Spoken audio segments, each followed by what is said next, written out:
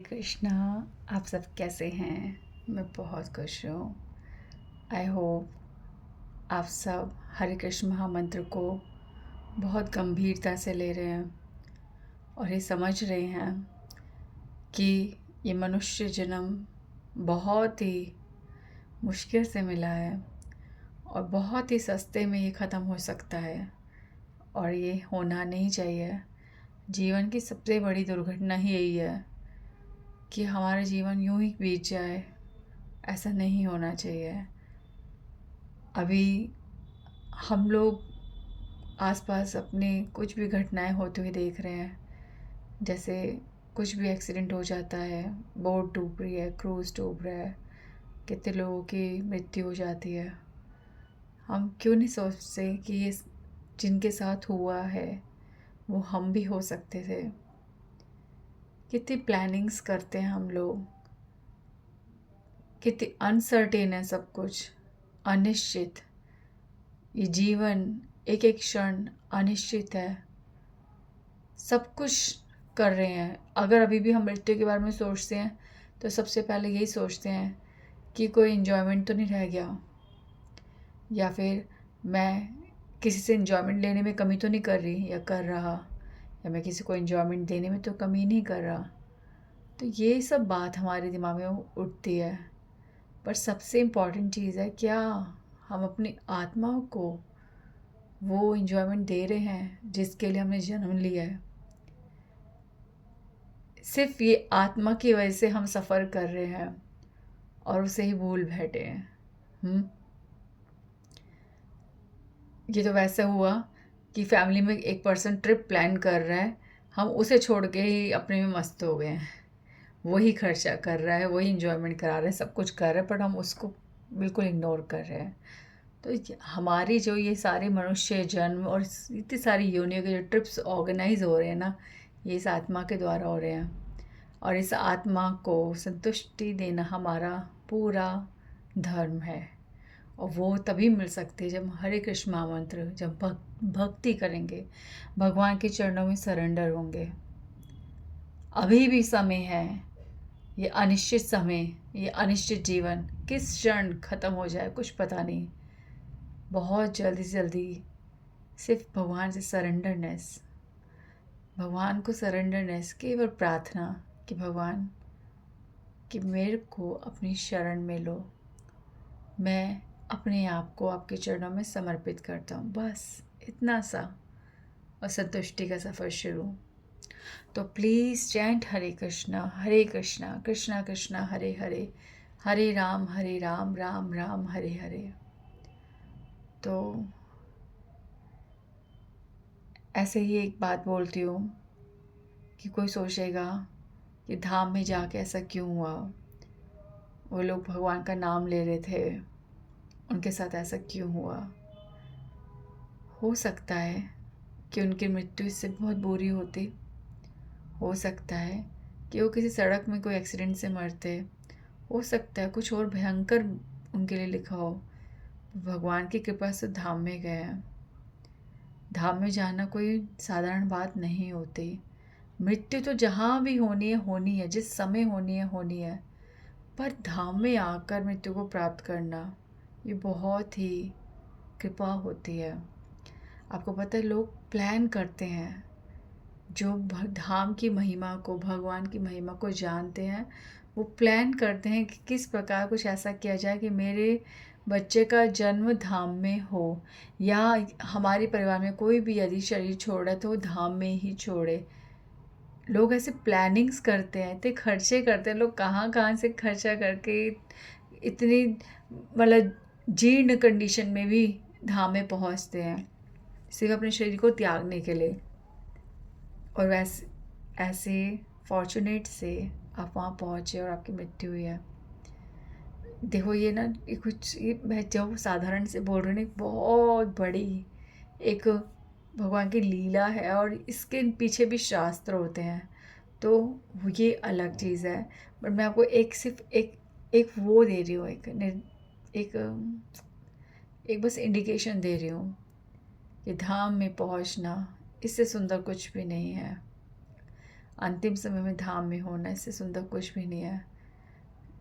अंतिम समय न जाने वो कहाँ होते और क्या बोल रहे होते। धाम में अंतिम समय में वो भगवान के नाम का उच्चारण कर रहे हैं। कोई भी संदेह नहीं है कि उनकी सुंदर गति ना हो, कोई भी संदेह नहीं है। तो मैं भगवान से प्रार्थना करूँगी कि वो जहाँ भी हो भक्ति को ग्रहण करे। भक्ति तो भगवान सबको देते हैं, पर ग्रहण करना हमारी इच्छा पर निर्भर है। तो वो जहाँ भी जिस जन्म में हो भक्ति को ग्रहण करे, स्वीकार करे। तो आज हम श्री चैतन्य महाप्रभु की शरण लेते हैं, श्री वृंदावन दास ठाकुर जी की शरण लेते हैं और चैतन्य भागवत में चैतन्य महाप्रभु की लीला में प्रवेश करते हैं। बहुत दिन हो गए चैतन्य भागवत को छुए हुए। अब हम जहाँ जा रहे हैं वहाँ से आपको चैतन्य महाप्रभु के चरणों में दृढ़ प्रेम उत्पन्न होगा। मैं आपको पहले इसमें वृंदावन दास ठाकुर जी की ब्लेसिंग बताती हूँ। तो ये जो हम पढ़ने वाले ये मध्य खंड का 7वां अध्याय है, जिसमें गदाधर पंडित जी पुंडरीक विद्यानिधि से मिलते हैं। और इसकी बिल्कुल आखिरी लाइन में आपको बता रही हूँ, जो वृंदावन दास ठाकुर जी हमारे लिए प्रार्थना कर रहे हैं कि जो भी इस मीटिंग को, इस मिलन को जो पुंडरीक विद्यानिधि और गदाधर पंडित जी के बीच में हुआ है, इसको बहुत ध्यान से सुनता है या पढ़ता है, उसको कृष्ण प्रेम की जो उच्चतम अनुभव है वो महसूस होता है, उसका अनुभव होता है। तो हम बढ़ते हैं आगे। तो चैतन्य महाप्रभु की पहले ग्लोरिफिकेशन है यहाँ पे। वृंदावन दास ठाकुर जी आरंभ में चैतन्य महाप्रभु की, नित्यानंद प्रभु की और समस्त भक्त उनके चरणों में प्रणाम करते हैं और एक एक वर्ड में वो अपना प्रेम दर्शाते हैं। तो अब हम जो पढ़ रहे हैं उसमें पुंडरीक विद्यानिधि जी के बारे में है, जो पूर्वी बंगाल में चट्टग्राम में जिनका जन्म हुआ था और जो उस समस्त भूमि को शुद्ध करते हैं अपने अपीयरेंस से, अपने प्राकट्य से। और अब चैतन्य महाप्रभु अभी तक पुंडरीक विद्यानिधि से मिले नहीं हैं। एक दिन चैतन्य महाप्रभु पुंडरीक विद्यानिधि को याद करते हुए बहुत लंबी लंबी आहें भरते हुए उन्हें याद कर रहे हैं और बोल रहे हैं, हे मेरे पिता पुंडरीक, और इस प्रकार से रोए जा रहे हैं, कब मेरा सौभाग्य जगेगा और मैं आपसे मिलूँगा। इस प्रकार से वो पुंडरीक विद्यानिधि जी का नाम ले लेकर रो रहे हैं। और जो गौरांग महाप्रभु के जो एसोसिएट्स हैं, पार्षद हैं, जो आसपास भक्त हैं, वो देख रहे हैं और हैरान हो रहे हैं कि महाप्रभु किसका नाम ले रहे हैं, चैतन्य महाप्रभु किसका नाम ले रहे हैं, पुंडरीक कौन है। फिर उन्होंने सोचा कि अच्छा, भगवान का नाम भी तो पुंडरीक होता है, तो लगता है भगवान पुंडरीक का नाम ले रहे हैं। पुंडरीक यानी कृष्ण को याद कर रहे हैं। पर ये विद्यानिधि, तब उन्होंने, जैसे महाप्रभु जब एक्सटर्नल कॉन्शियसनेस में आते हैं तो वो महाप्रभु से पूछते हैं कि आप ये किसका नाम ले लेकर आप रो रहे हैं, कौन है पुंडरीक विद्यानिधि। तो भगवान कहते हैं कि आप पुंडरीक विद्यानिधि, ये शब्द सुनकर आप मुझसे इंक्वायर कर रहे हैं कि कौन है। इतनी इंक्वायरी से ही पवित्र हो गए। पुंडरीक विद्यानिधि जी का नाम ही ऐसा है कि कोई उनके बारे में जानने की बस इच्छा ही करे, उनका नाम ही ले ले तो वो पूर्ण पवित्र हो जाए, शुद्ध हो जाए।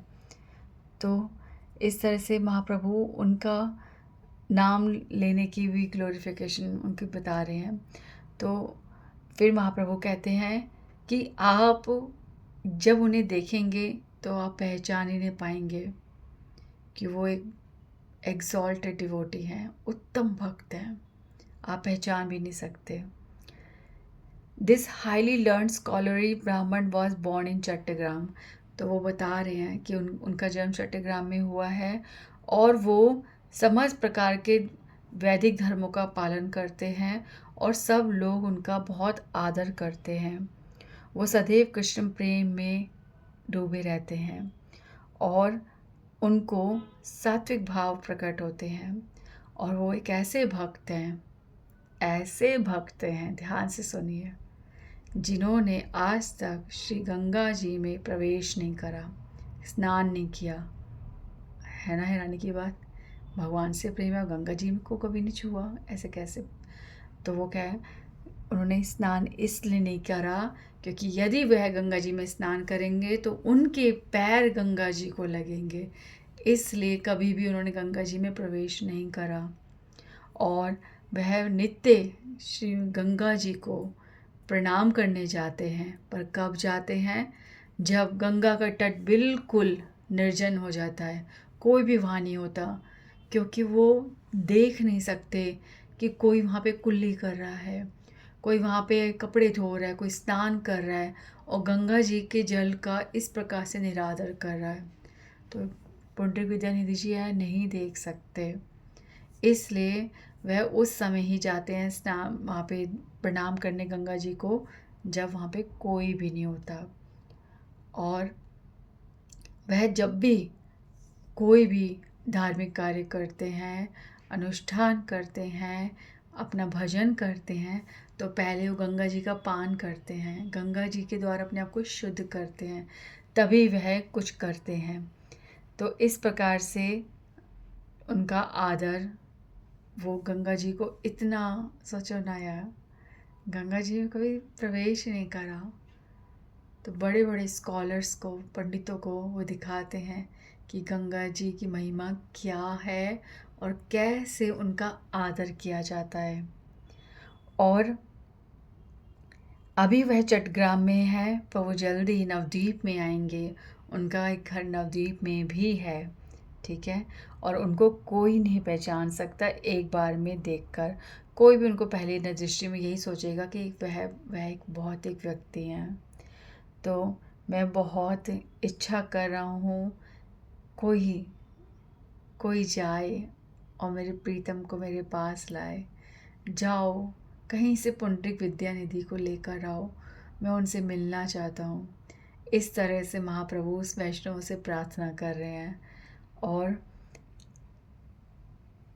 ओ माय फादर पुंडरीक, ऐसा कहकर, मेरे पिता, हे पुंडरीक आप कहाँ हैं, ऐसे करके महाप्रभु रोने लगे। और इस प्रकार से सब लोग भगवान के इस प्रेम को देखकर बहुत ही हैरान हो रहे हैं कि भगवान पुंडरीक विद्यानिधि से इतना प्रेम करते हैं। अब भगवान किसी को याद करे और भक्त को ना पता चले, ऐसा कैसे हो सकता है? तो पुंडरीक विद्यानिधि जी भी इस तरह से अपनी इच्छा करते हैं और नवद्वीप में आते हैं।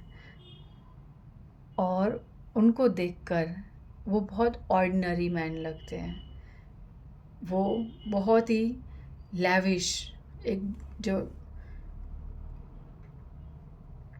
एक पूर्ण संपन्न जो होता है, कोई राजाओं की तरह जीवन जीना, इस तरह से वो कंफर्ट्स में रहते हैं, एंजॉयमेंट, सेल्फ एंजॉयमेंट में दिखते हैं।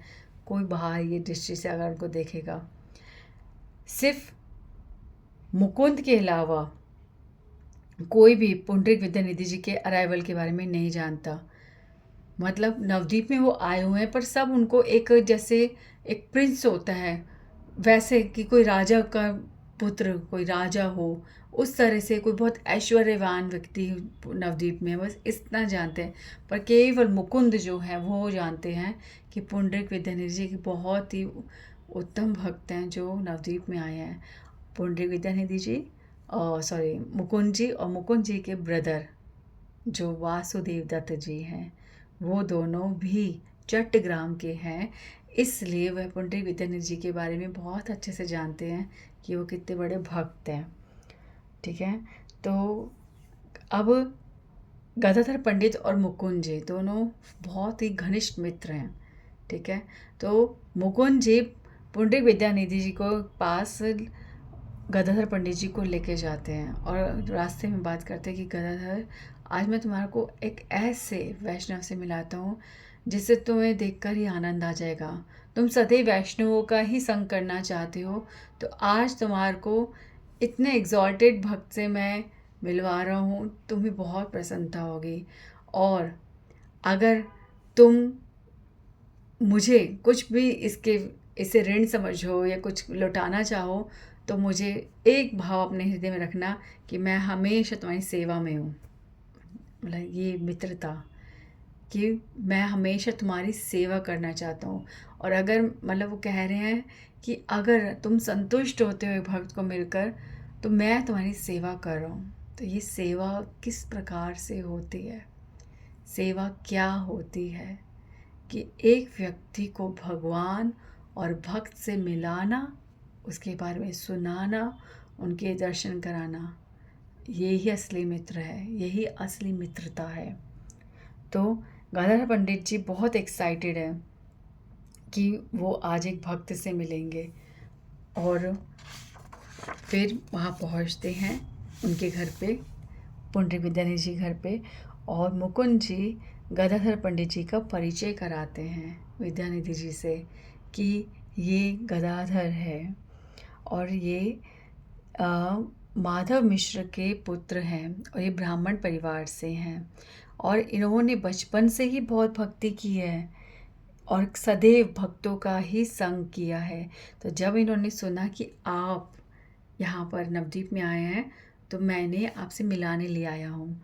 और पुंडरीक विद्यानिधि जी उनसे मिलकर बहुत प्रसन्न होते हैं, बहुत खुश होते हैं, और कहते हैं कि इनको देखकर ही पता चलता है कि ये बहुत ही एक शुद्ध भक्त है। इनके शरीर से एक तेज निकल रहा है, जिससे पता चलता है कि भगवान से कितना प्रेम करते हैं। ठीक है, पर गदाधर पंडित जी पुंडरीक विद्यानिधि जी के बारे में इस टाइम क्या सोच रहे हैं? उनको ये दिख रहा है कि पुंडरीक विद्यानिधि जी अभी एक राजाओं की भांति बैठे हुए हैं, और जैसे उनका जो बेड है जो लकड़ी से बना हुआ है, पर उसके जो बॉर्डर्स हैं वो ब्रास के, उसमें रेडिश स्टोन इस तरह से उसके नक्काशियाँ हो रखी है, और उसमें भी ब्रोकेट के कपड़े चढ़े हुए हैं, और इतने चमकदार कपड़े। वो जिस सीट पर बैठे हुए हैं वो एक्सपेंसिव कपड़े से बनी ढकी हुई है, उनके पीछे सिल्क के तकिए लगे हुए हैं, और उनके दोनों तरफ छोटे बड़े पानी के गिलास और ब्रास की प्लेट्स, जिसमें बहुत ही सुंदर से पान बने हुए रखे हैं। दोनों तरफ शीशे हैं। जब वो हंसते हैं, उनके लाल लाल होठ जो पान से हो रखे हैं, और वो बार बार अपना शीशे में देख के अपना मुंह साफ कर रहे हैं, और दो पीछे व्यक्ति खड़े हैं जो उनको बड़े बड़े पंख, मोर पंख से जो पंखा बना हुआ उससे उनको हवा कर रहे हैं। तो ये सब गदाधर पंडित जी देख रहे हैं, और उनके हृदय में संकोच, संदेह उत्पन्न हो रहे हैं कि ये किस प्रकार के भक्त हैं। इन्होंने चंदन लगाए हुए अपने शरीर पर, चंदन के तिलक किए हुए हैं, इनके जो बाल है उसमें परफ्यूम्ड ऑयल्स लगे हुए हैं जो इतने शाइन कर रहे हैं। ये कोई भक्त नहीं है तो कोई राजा ही प्रतीत होते हैं। तो इस तरह से गदाधर पंडित जी सब देख रहे हैं, और जब गदाधर पंडित जी ऐसा कर ही रहे हैं, ऐसे शक हो रहा है उनके हृदय में, तभी मुकुंद जी दूर से उनको देख कर समझ जाते हैं, क्योंकि मित्र है ना, मित्र सब जानते हैं। जैसे हम अपने किसी फ्रेंड को अपने साथ कहीं लेके जाते हैं तो हम जज करने की कोशिश करते हैं, क्या फ़ील कर रहा है, ये बोर हो रहा है, अच्छा लग रहा है इसे, उसके लिए कितना कुछ क्रिएट करने की कोशिश करते हैं। पर असली मित्र कौन होता है वो यहाँ पे पता चल रहा है कि गदाधर जी गलत सोच रहे हैं, अपराध ना कर बैठे। उसी समय मुकुंद जी उनको इस अंधे कुएं में गिरने से पहले पहले अपनी मित्रता निभाते हैं, उनका हाथ पकड़ लेते हैं, उनकी विचारों को रोक लेते हैं, कहीं वो इतना गहरे कुएं में ना गिर जाए कि बाहर आना मुश्किल हो जाए। और उसी समय वो प्रेम भक्तिमय सेवा क्या होती है, प्रेम भक्तिमय सेवा क्या होती है, इसका उदाहरण देते हुए श्रीमद् भागवतम में से वो श्लोक गाते हैं, जिसका अर्थ है कि किस प्रकार भगवान दयालु हैं कि एक पूतना जो अपने स्तनों पर इतना विषैला विष, जिसका मुंह पे बस टच होते ही कोई मृत्यु को प्राप्त हो जाए, जो सदैव न्यूबॉर्न जो बच्चे होते हैं उनको मारने के लिए ललायित रहती है, और with that desire in mind she prepared deadly poison to be sucked from her breast and came to kill Krishna। और वह भगवान कृष्ण के पास अपने स्तनों को विष से भर कर आती है और भगवान कृष्ण को स्तनपान कराती है। पर भगवान कितने दयालु हैं, जो यह नहीं देख रहे कि पूतना अपना दूध मुझे पिला रही है मुझे मारने के लिए, यही नहीं देख रहे। वह सिर्फ यह देख रहे हैं कि वह मेरी सेवा कर रही है, मुझे दूध पिला रही है, और इस चीज़ को भगवान स्वीकार करते हैं। यहाँ पर तो प्रेममयी भक्तिमयी सेवा से भी मतलब परे बात हो गई कि पूतना सेवा कर रही है, प्रेममयी भी नहीं है, भक्तिमयी भी नहीं है, बस सेवा कर रही है पूतना। और भगवान सेवा भाव ही देखकर, भाव भी नहीं है, केवल एक प्रिटेंड है, केवल एक दिखने के लिए कि वो सेवा है, इतना भी भगवान स्वीकार कर रहे हैं। भगवान कह रहे हैं कि किसी भी तरह से मन मना मद भक्तो मद याजी माम नमस्कुरु। भगवान इतनी साधारण चीज़ों से भगवान हमारे को स्वीकार कर लेते हैं। हम मंदिर में जाते हैं, हम प्रणाम करते हैं, हम हाथ जोड़ते हैं, हम ताली बजाते हैं, हम कीर्तन करते हैं, हम उच्चारण करते हैं, हम भगवान को हाथ जोड़कर केवल विश्वास से देखते हैं। इतनी ही मुद्रा में भगवान हमसे प्रसन्न हो जाते हैं। इससे बड़ा उदाहरण और क्या है कि पूतना भगवान को मारने आई है और भगवान सिर्फ ये देख रहे हैं कि वो मुझे दूध पिला रही है। दूध पिलाने वाली माँ होती है, वो मेरी है, बस वो माँ है, वो माँ बन के आई है, और भगवान ने बस स्वीकार कर लिया। उसके हृदय में क्या है ये भी नहीं देख रहे। भगवान पता है भगवान को कि अगर हृदय के अंदर दिखेंगे ना तो बहुत कपटता, बहुत दोष, बहुत ही अवगुण दिखेंगे। इसे भगवान केवल बाह्य रूप से ही, अगर कोई बाह्य मुद्रा में भी कोई भगवान के समक्ष आता है, भगवान उतना ही स्वीकार कर लेते हैं। भगवान भीतर नहीं देखते हमारे। ये एग्जाम्पल है पूतना का। करना ही क्या है हमारे को।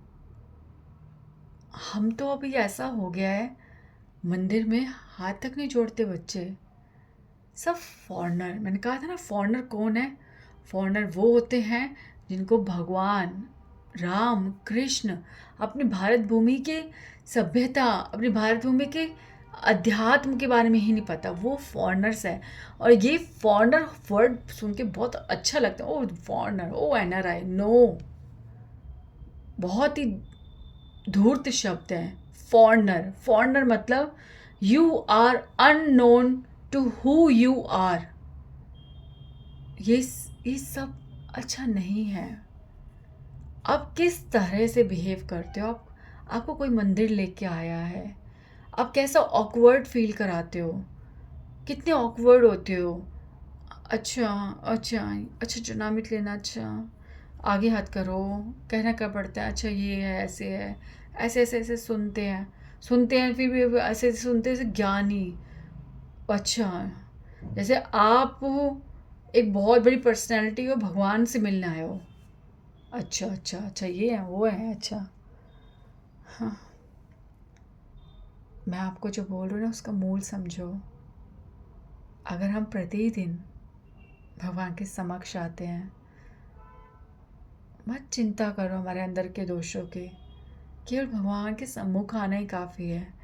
भगवान भगवान सबके लिए सम है, समान। भगवान यहाँ पे ये उदाहरण है। सोचो, पुंडरीक विद्यानिधि जी ने तो इसके बारे में क्या ही सोचा होगा कि वो आगे बढ़ते हैं अभी, पर ये सोचो कि ये श्लोक जो है, ये श्लोक भगवान की लीला हमारे को ये सिखाती है, बस उपस्थित हो जाओ, बाकी मेरे पे छोड़ दो। मैं तुम्हें स्वीकार करूँगा, तुम्हें सामने तो आओ, मुद्रा में तो आओ। मुद्रा में तो बच्चा भी ना माँ के सामने जब हाथ आगे करता है ना, तभी माँ गोदी में उठाती है ना।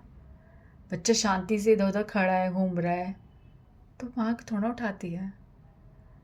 बच्चा आवाज़ लगाता है, रोता है, या फिर हाथ ऊपर करता है, जैसे आपने देखा होगा बच्चा किसी गोदी में है और एकदम से दूसरे की तरफ हम बढ़ता है, तो दूसरा व्यक्ति कितने प्यार से उसे ले लेता है।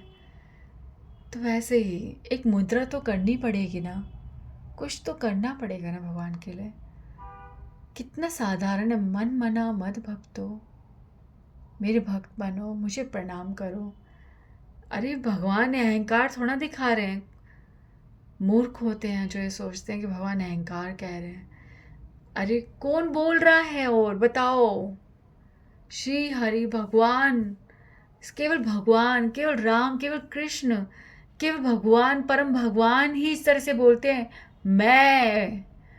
अन्यथा कोई वर्ड नहीं बोलता मैं। ना शिव जी कोई भी अपने लिए मैं वर्ड यूज़ नहीं करता। कोई नहीं कहता मेरी शरण में आओ, मुझे नमस्कार करो, मेरी पूजा करो, मुझे स्वीकार करो, सारे धर्मों का त्याग करके केवल मेरी शरण लो, केवल मेरी, केवल मैं। ये अहंकार नहीं है, ये भगवान की मजबूरी है कि भगवान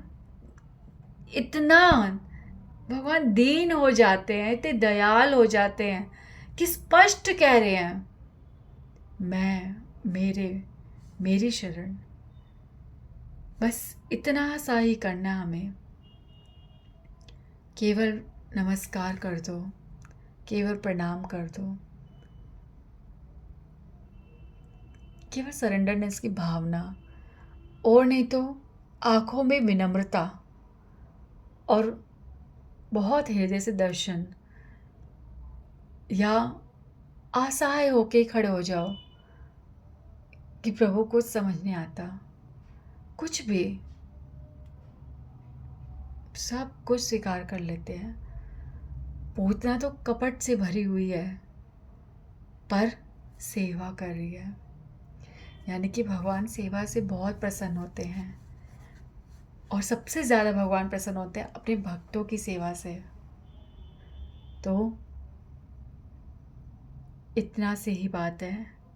तो जब मुकुंद जी ये वाला श्लोक गाते हैं कि किस प्रकार पूतना परम गति को प्राप्त कर गई, भगवान ने उसे माँ के रूप में स्वीकार कर लिया, जबकि वह भगवान को मारने आई थी। तो भगवान के इस गुण को याद करके ही, ये श्लोक सुनते ही पुंडरीक विद्यानिधि जी एक्सटेसी में आ जाते हैं।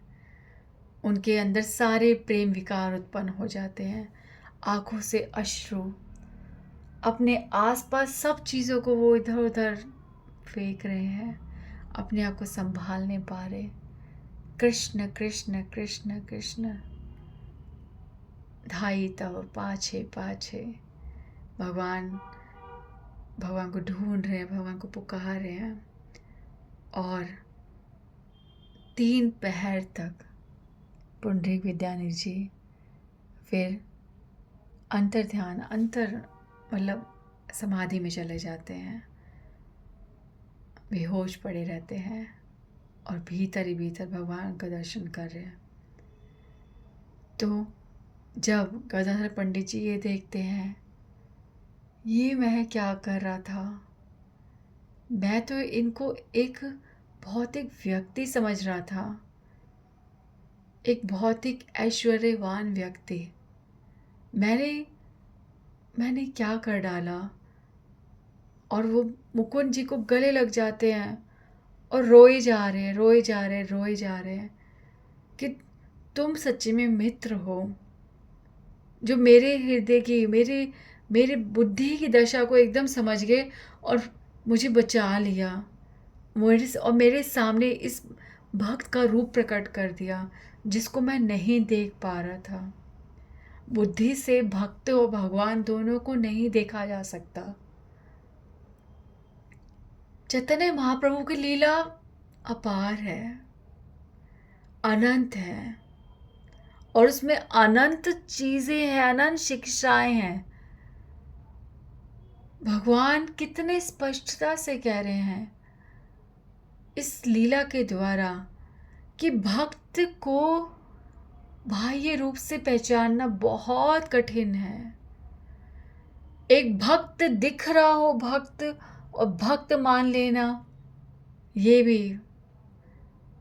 कहीं गलत हो सकता है। और एक भक्त को भौतिक समझ लेना केवल उसके बाह्य आवरण को देखकर, केवल उसकी लग्जरी देखकर, केवल उसका रहन सहन देखकर उसको साधारण व्यक्ति समझ लेना, ये भी गलत है। भक्त की पहचान केवल तभी होती है जब वह बोलता है, जब वह बोलता है। और जब वो बोलता है तो उसको कोई नहीं रोक सकता। निरंतर बोलता है, निरंतर। सामने वाला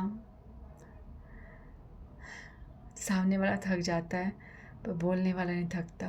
वो ऐसा होता है भक्त। मेरे हर प्रीतम की कोई बात सुनावे, सो पाई सो मेरा वीर। वो तो इंतज़ार करते हैं कि कोई जिक्र करे, कोई जिक्र तो करे भगवान का, और बस वो बोलते रह जाए, बोलते रह जाए।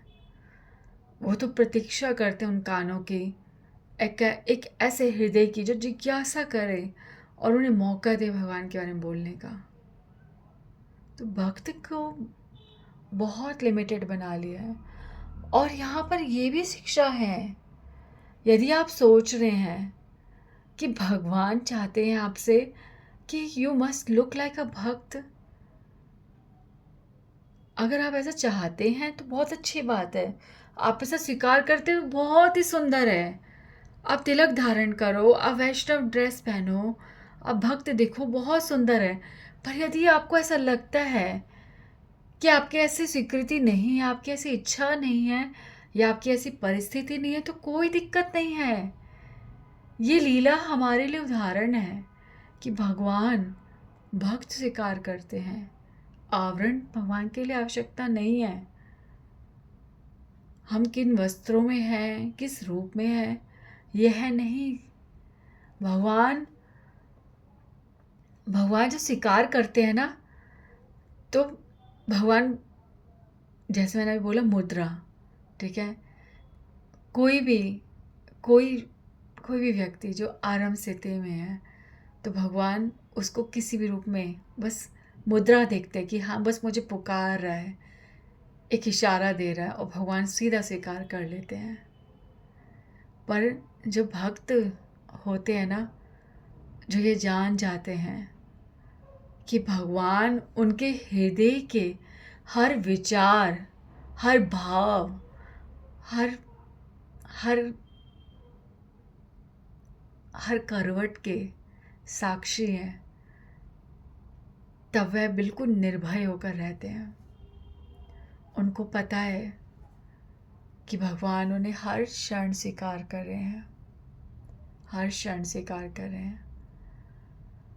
तो आप निश्चिंत होकर केवल भक्ति कीजिए, केवल समर्पण कीजिए, केवल निष्कपट भक्ति करने की कोशिश कीजिए। तो इसके बाद गदाधर पंडित जी बहुत ज़्यादा दुखी हैं, समझ नहीं पा रहे क्या करूं, क्या करूं। फिर मुकुंद जी के आगे रोए जा रहे हैं।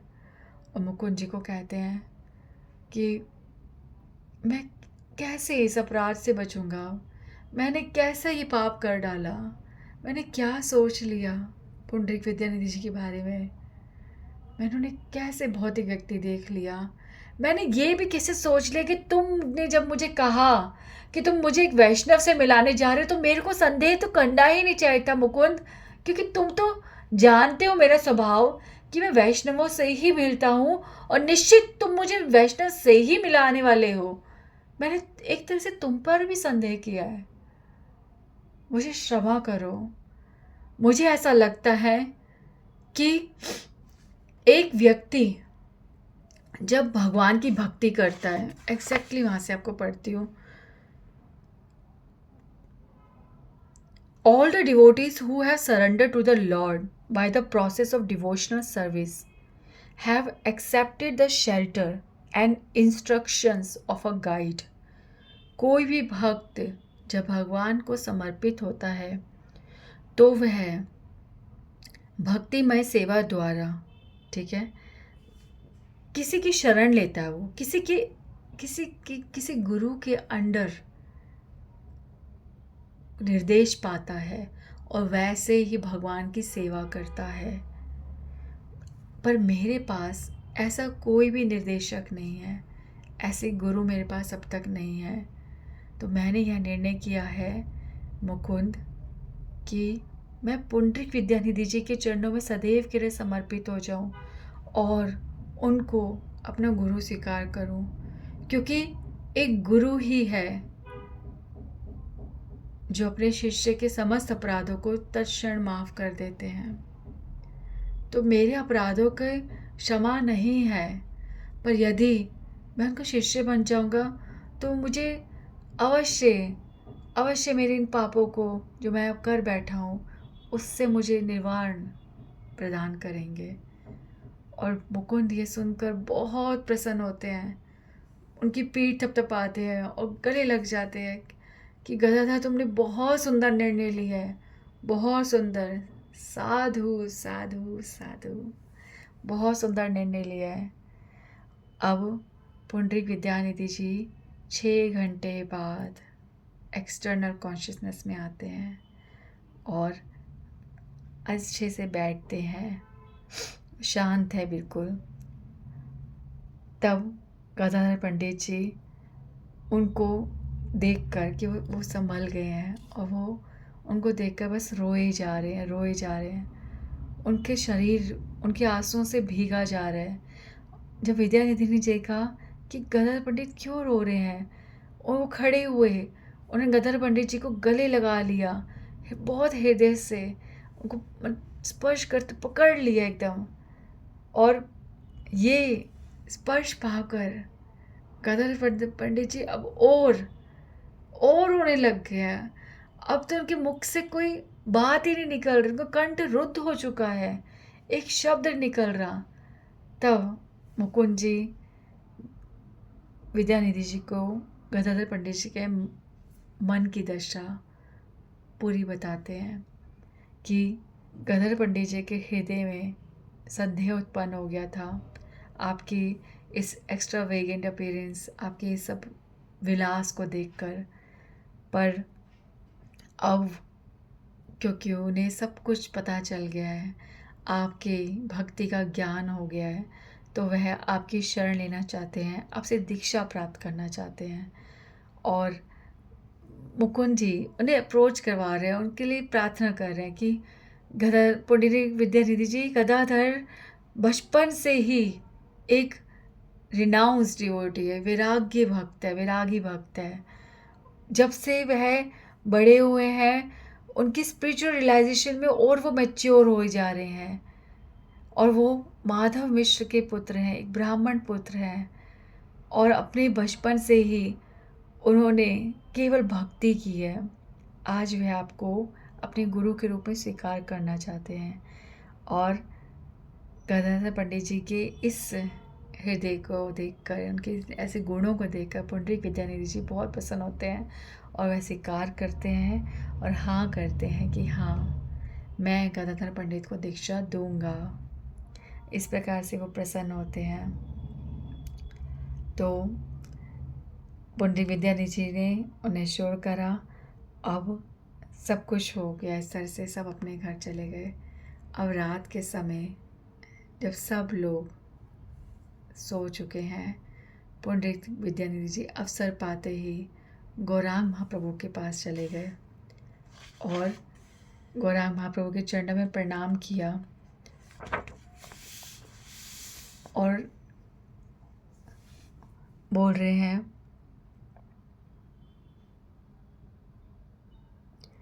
हे कृष्णा, हे मेरे भगवान, मैं इतना बड़ा पापी हूँ कि अभी तक आपने सारे समस्त जगत में जिससे सब मिले आपने सबका उद्धार कर दिया, मुझे छोड़कर। इतना बड़ा पापी हूँ मैं, ना आपने मुझे अभी तक दर्शन दिए थे। मेरा उद्धार करने की कोई आवश्यकता नहीं है। और भगवान के चरणों में पड़कर रोए जा रहे हैं और उनकी इस ऐसी प्रार्थनाएं सुनते हुए, उनकी ऐसे लेमेंटेशंस को सुनते सुनते सारे वैष्णव देख रहे हैं कौन है ये, कौन है।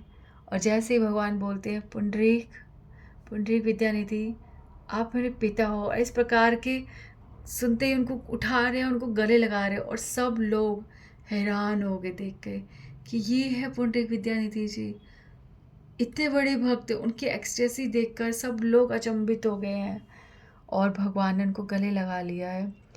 और ध्यान से सुनो, भगवान इतनी टाइटली उनको गले लगा लिया है कि भगवान 3 घंटे तक वो दोनों गले ही लगे रहे और रोए जा रहे हैं। यहाँ पे लिखा हुआ है, वृंदावन दास ठाकुर जी ने लिखा है, बिल्कुल भी संदेह मत करना। तो इसके बाद सब लोग उनके इस प्रेम मिलाप को देखकर सब लोग अचंभित हैं, सब ट्रांस में हैं।